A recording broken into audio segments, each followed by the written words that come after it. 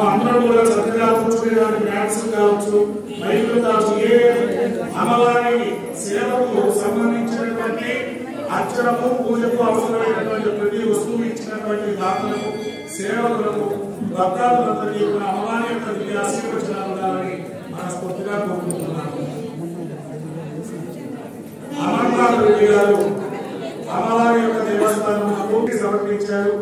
వారికి అమ్మవారి యొక్క దివ్య ఆశీస్సులు పరిపూర్ణంగా సంప్రాప్తించాలని కోరుకుంటూ ఉన్న అమర్నాథ్ రెడ్డి గారికి వారికి హృదయపూర్వకమైనటువంటి ఆశీర్వచనాలు అమ్మవారి యొక్క దివ్య ఆశీస్సులు తెలియజేస్తూ ఉన్నాం. వారు వస్తున్నారు. చక్కగా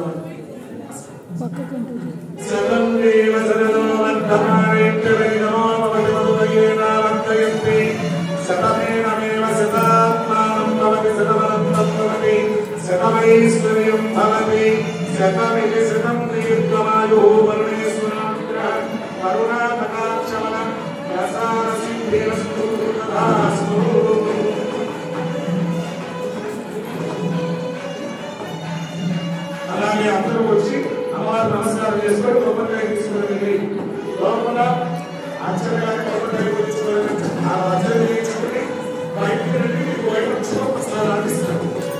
గుమ్మడికాయ కొట్టాలి. గుమ్మడికాయ కొట్టిన తర్వాత అప్పుడు పుష్పాలను ప్రసాదంగా ఇస్తారు.